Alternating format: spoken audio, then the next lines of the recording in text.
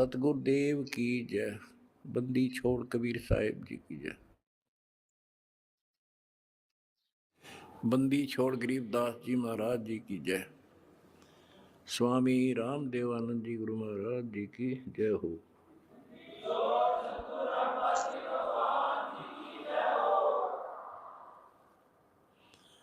सत साहिब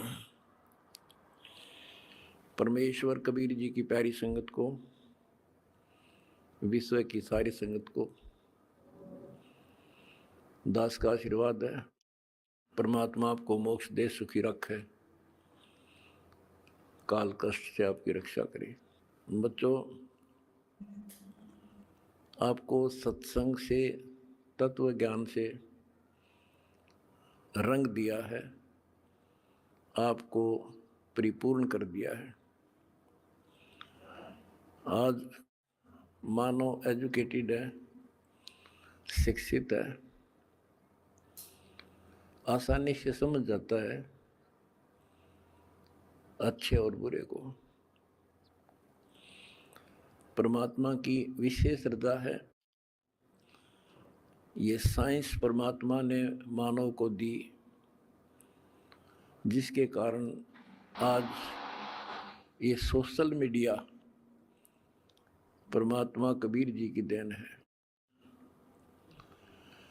और प्रचार का एक नंबर का साधन यही है।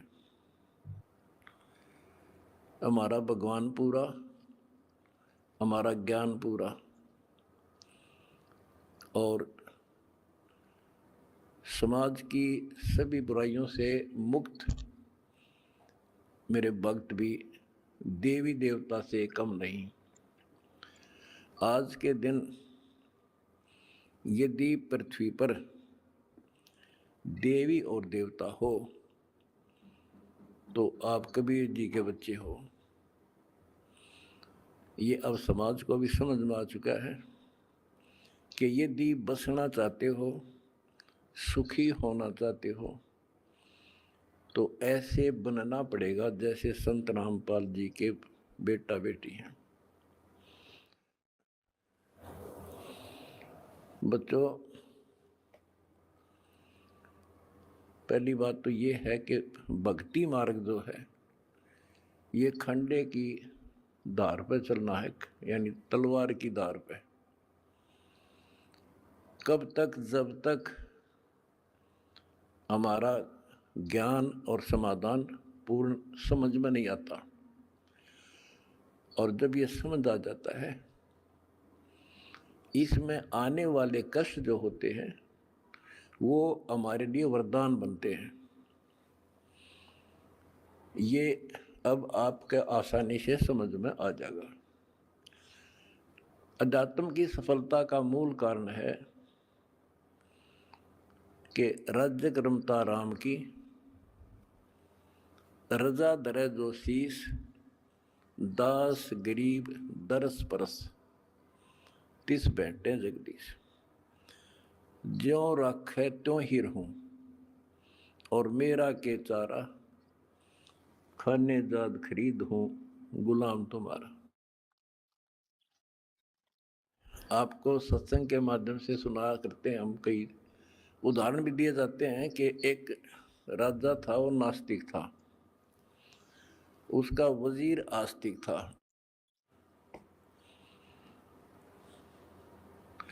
और भगवान पर विश्वास करने वाला था कि जो परमात्मा करता है वो अच्छा करता है। बहुत अच्छा हुआ। एक बार राजा अपनी तलवार को की धार चेक कर रहा था, खड़ा खड़ा। आसपास और भी मंत्री थे और वो आस्तिक मंत्री भी खड़ा था।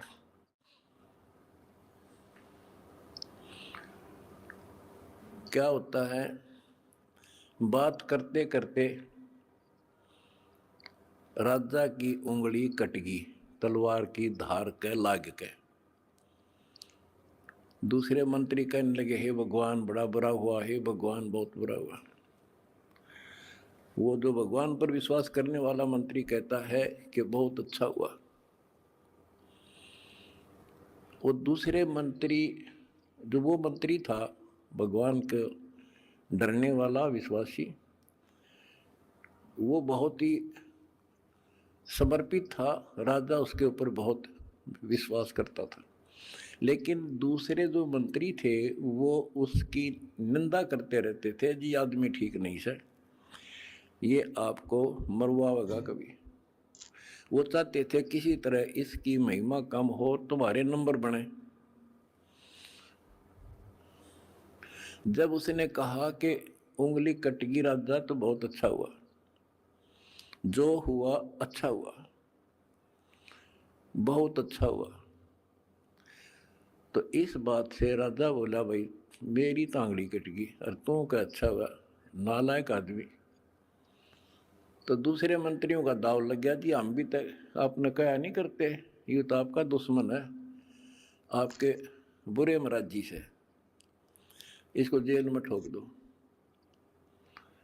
वो जेल में डाल दिया मंत्री, भगवान को चाहने वाला, भगवान पर विश्वासी। राजा की उंगली पट्टी पट्टी बंधाई, वो कट तो गई कति, लेकिन ठीक होगी, दर्द नहीं रहा। अब 3 उंगली रहेगी राजा का। अब राजाओं को तो यही होता बकवाद बाणी, जब ठीक हो गया बोला फिर चलो शिकार करने चलते हैं जंगल में। वो जो मंत्री था, जो चापलूस था, उसके स्थान पर महामंत्री बना दिया राजा और वो मंत्री, क्योंकि वो तो उसका चमचा था खास। राजा के 7 घोड़े गेल गेल भाग्या था, जिधर भी राजा जावे वो दोनों मार्ग पे चढ़ गए। मार्ग भूल गए तो जंगल में गहरे चले गए। वहां कोई जंगली लोगों का बलि पर्व था, अपनी देवी को बलि चढ़ाना था, नर बलि, यानी आदमी को काट के उसको समर्पित करना था ताकि देवी खुश हो। वो जंगली लोगों ने दोनों घेर लिए, पकड़ लिए, पुरोहित के पास लाकर खड़े कर दिए कि 2 मिल गए। पुरोहित बोला 2 और बढ़िया, दोनों को चढ़ा दो। पहले इनके अंग देखो, अंग भंग ना हो, कोई काना, कोई उंगली हाथ कटा हुआ ना हो। देखा जब चेकिंग हुई तब राजा की उंगली कट रही। पुरोहित को बताया गया जी एक तो ठीक ठाक है, एक की एक उंगली कटी हुई है। वो बोला भाई वो डिफेक्टिव है, ये नहीं चढ़ेगा, इसको छोड़ दो, और इसको ये ठीक है, फिट है। और दूसरा जो चापलूस था मंत्री, उस भगत की रोज निंदा करा करता था, वो फंस गया और वो चढ़ा दिया बलि, राजा छोड़ दिया। अब राजा ने तो उस मंत्री की कोठरी का गबाट जाकर पीछा देखा, जिस जेल में रोक रखा था कोठरी में, उसको खुलवाया और उससे कौड़ियों मिला नो, अगवाई उस दिन आप ठीक को थे, अग बहुत अच्छा हुआ, जया मेरी उंगली ना कट्टी होती तो आज मेरी जान जानी थी। भाई मैंने आपको नाजायज तंग किया, माफ कर दे।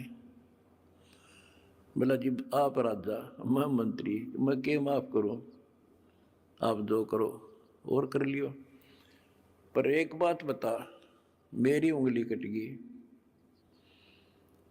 तो मेरे लिए तो अच्छा हुआ, पर आपको 6 महीने की जेल हुई, आपके लिए क्या अच्छा हुआ? मेरे लिए मेरी जान बच गई, क्योंकि मैं आपके साथ होता उस महामंत्री की जगह, आज मैं बलि चढ़ता। ये 6 महीना की जेल में मेरी मौत बच गई। तो बच्चों, परमात्मा जो करता है अच्छा करता है।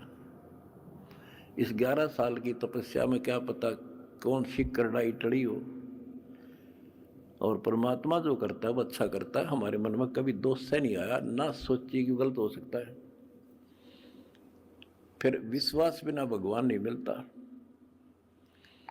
तो इसी प्रकार हमने परमात्मा के ऊपर समर्पित रहना होगा। क्या होता है, जैसे 9 नकली दुकान है और एक असली होती है। इंसान नकलियों पे घूम घूम के ठग के और सबको एक आंख से देखता है, सारे इसे हैं। तो इसी प्रकार आज संत मार्ग के अंदर संतों की जो कथनी और करनी है उसमें बहुत अंतर है। इस करके समाज ने ज़्यादा से ज़्यादा गणी नहीं तो 50% समाज रिजेक्ट कर चुका है साधु संतों को। अपने हिसाब से चाहे कोई पत्थर पूज रहा है, चाहे कोई तीर्थ जा रहा है, वो कर रहा है। इसका कारण क्या है कि हमें परमात्मा का ज्ञान नहीं हुआ और परमात्मा से मिलने वाला लाभ हमें प्राप्त नहीं हुआ, जो भी हमने साधनाएं की। परमात्मा को पाने के लिए राज त्याग दिए, घर छोड़ दिए, कठिन तपस्याएं की, लेकिन जो परमात्मा से अपेक्षित होता है वो मिल नहीं पाया। आखिर में इंसान नास्तिक हो गया, चोरी करके उस पूर्ति को पूरा करने लगा। रिश्वत लेकर न सोचा सेठ बनूं, कभी नहीं बन सकता, सपने में भी ना सोचना। ये कथाएं आपको बहुत सुना रखी हैं दास ने। और जब से दास इस मार्ग पर निकला, मेरे घर में क्या है कि कमी नहीं थी। यूँ है मेरा, यहीं हमारे खेत थे, यूँ है मेरा गांव है, सारा गांव गवाह है। हम सेठ नहीं थे तो घर में बढ़िया इज्जत से रोटी मेरे माता पिता भी खा रहे थे और दास को भी नौकरी बहुत अच्छी मिल गई थी। लेकिन जब पता चला कि ये इस ज्ञान की पूरे विश्व को जरूरत है, संत गरीबदास जी की वाणी है, अगम निगम को खोज ले और बुद्धि विवेक विचार, उदय अस्त का राज मिला तो बिन नाम बेगार। बताओ, यह छोटी बात नहीं है। भक्ति ना करने वाला तो सारी पृथ्वी का राजा बन जा, उसका भविष्य जीरो होता, जीरो। आज कोई भी आज किसी भी पद को प्राप्त है, कोई राजा बना है, मंत्री है, मुख्यमंत्री है, कोई अच्छी पोस्ट है, सेठ है, वो पिछले संस्कार से है। पिछले किसी जन्म में उन्हें अच्छे तप धर्म दान किए हुए हैं और अब वो टिट्टी पाक रहा है, लाट साहब बन रहा है, क्योंकि इस टाइम पर टूक मिल रहा है, समय पर सारी सुविधा प्राप्त है और वो ये सोचता है बस इतना ही काम है। ये अध्यात्म ज्ञान का टोटा है। उस अध्यात्म ज्ञान के टोटे को पूरा किया मैंने सभी ग्रंथों से, सभी महापुरुषों की वाणियों से एक कर दिया। अब देखो, हम देखते हैं भी, एक इंसान सेठ है, एक IAS IPS MLA MP प्रधानमंत्री मुख्यमंत्री बने हैं और वो कति राम नाम न जानते नहीं, सारे दिन दारू पीना या मजाक करना और बकवाद करना, या अपनी अच्छे नेक व्यक्ति हैं तो अपना करके खाना रहना। और हम सोचते हैं कि ये भक्ति जो कर रहे हैं, वो ये सोचते हैं कि हम भक्ति कर रहे हैं और फिर भी कोई ना कोई कष्ट थोड़ा बहुत आ ही जाता है। और मेरे साथ वाला सारा दिन कोई राम नाम न जानता नहीं, कह ताश खेल है, कह दारू पीवे, ना अपनी धंधा करता है और बड़ा अफसर है, इसको कोई दिक्कत नहीं होती। तो ये ऐसे समझना होगा आपने, जैसे इन्वर्टर की बैटरी है, वो चार्ज कर दी और इन्वर्टर है नहीं, फिर हटा दिया, तो जब तक उसमें वो कैपेसिटी है उसकी, वो चलेगी और पंखे भी चलेंगे, कूलर भी चलेगा, लाइट भी जग रही होगी। और जिस समय वो बैटरी डिस्चार्ज हो जाएगी, सभी समाप्त हो जाएंगी, सब सुविधाएं खत्म। उसके बाद फिर क्या होगा, उसके ऊपर कैर टूटेगा और उस समय देर बहुत हो चुकी होगी। आज कोई राजा है, महाराजा है, और फिर मृत्यु के बाद कुत्ता बनेगा, गधा। ये संतों की वाणी है, कोई डूम बाट के गीत नहीं है, दातम ज्ञान है। फिर पीछे तू पसवा कीजे, गद्दा बैल बनाई, ये 56 भोग कहाँ मन बोरे, कि तक कुरली चलने जाए। एक थोड़ा सा दिमाग तक काम ले ले इंसान तो कलजा पाट जाए। आज सारी सुविधाएं हैं, समय पर सब मिल रहा है, और मृत्यु के उपरांत क्या होगा, कुत्ता बनकर धक्के खागा। तो ये डर बनेगा गात में, जब बात बनी मेरा बना डर, ये ज्ञान होया। तो फिर बता के कोट जन्म तन भ्रमत हो गया, कुछ नहीं हाथ लगा रहे, और कुकर कुत्ता, शुक्र सुअर, खर गधा, और कौवा हंस बुगारे। तो ये छाती में लगने लगी ये बातें, भाई तो बहुत जुल्म हुआ। आते एक छोटी सी पोस्ट है जेई की, इस समय मैं अफलातून मान रहा हूं अपने आप को। और आत्म ज्ञान बताता है कि राजा भी रहे, देवता भी रहे, और मोक्ष नहीं हुआ।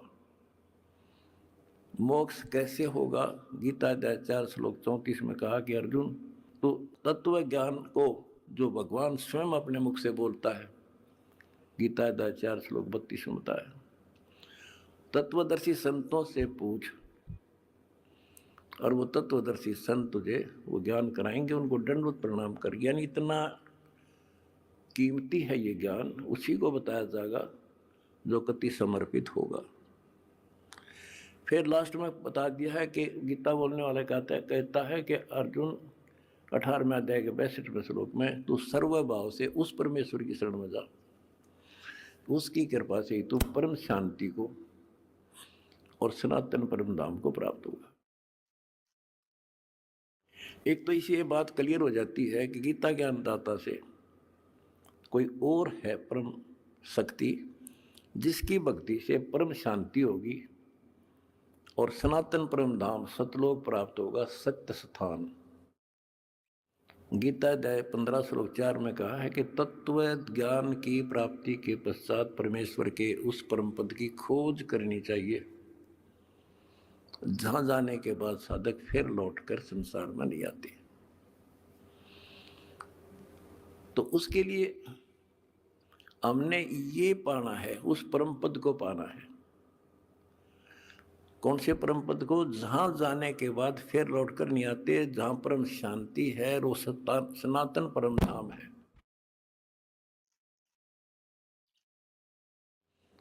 तो वो कैसे प्राप्त होगा,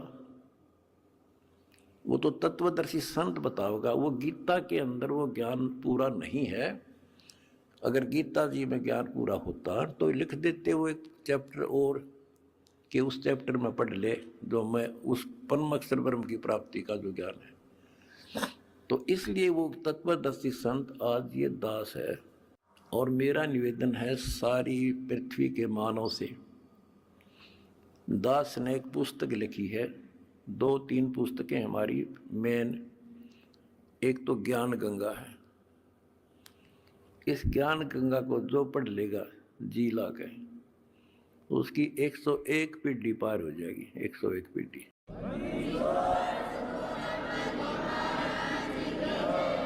ये सारा ज्ञान कति मेरी आत्मा समझ लेना हो, ज्ञान गंगा ऐसे गजब तरीके से तैयार कर रखी है, जब इंसान होगा निष्पक्ष भाव से पढ़ लेगा, वो और बताता फिरेगा।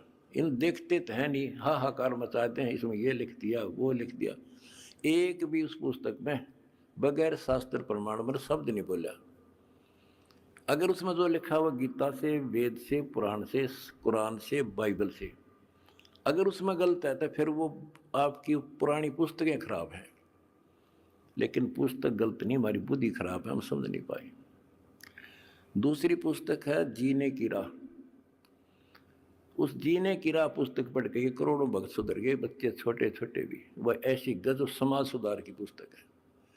आज ये लिव एंड रिलेशन का जो आग लाग रही है लव मैरिज की, इस पुस्तक को पढ़कर कोई ना तो लव मैरिज करेगा, और ना ही लिव इन रिलेशनशिप में रहेगा, ना बुराई करेगा, ना समाज के अंदर एक देवता बनकर रहेगा। ऐसी गजब की पुस्तक है और हम फ्री में देते हैं, कोई लालच नहीं। कोई मैंने सोचे भाई रामपाल अपने कोई लालच कर रहा होगा, ये समाज ने पता चल गया मैं लालची हूँ कि ना हूँ। मैं केवल परमार्थी हूँ और परमार्थ की ट्रेनिंग मैंने अपने बच्चों को दे रखी है और ये कुर्बान है। इनको को दुखी दिखाई देगा, ये आप रोटी नहीं खाओगे उसको खिलाओगे। आज इनको ऐसा ज्ञान ऐसा निर्बल कर दिया और हमने भी ठान ली है पहले तो भारत को विश्व सोने की चिड़िया बनावांगे। वो बनेगी कैसे?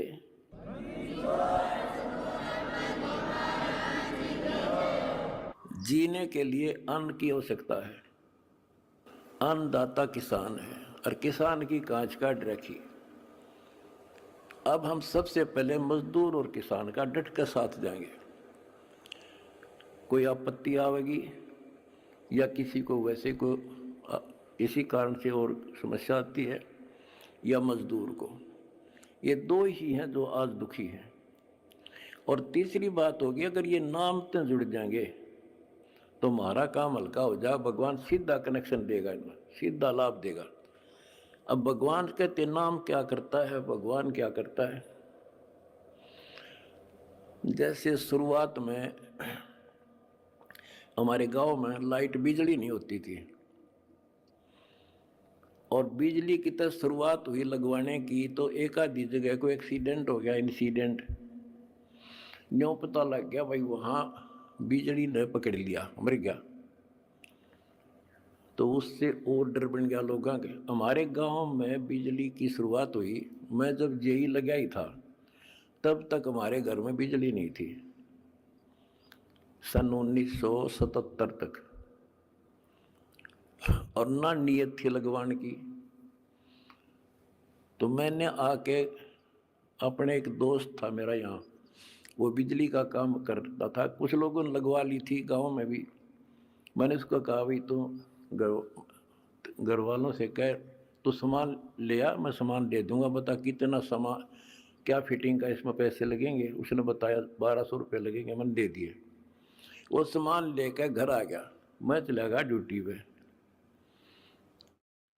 और वो बोला भाई मेरा ताऊ ने बोला तुम्हारा उम्र में छोटा था, उनने एक चाचा था मेरा ताऊ बाबू फादर का भाई लगे, बोला भाई थारा बिजली लानी है।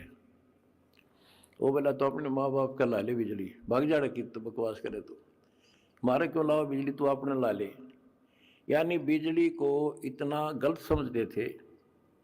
जब तो मजाक चल रहा था उनका, फिर माँ आ गया सामने तो वो बोला भाई और ने बोले थारे घर वाले, तो बोला तुम अपना ला लो इस बिजली ने। वो बोला कोई बात ना, इन बेरा को ना तू फिटिंग कर दे। फिटिंग करवा दी, कनेक्शन ले दिया, मोटर लगा दी। पहले हाथ से काटा करते नो सानी, और मेरी माता ने पीछा करती 2-2 घंटे 2 किलो वह किलो आदि। जब उनके सामने वह लाइट चली और मोटर कट्टा कट सानी काट दी, फिर ने बोले भैया तो भूला लाग रही थी तो पहले लवानी थी। तो बच्चों इसी प्रकार ये और परमात्मा की पावर का कनेक्शन है जो आज दास एक लाइन में मिल के आपको दे रहा है। जिसका यू लाग जाएगा कट्टा कट काम होगा आपका।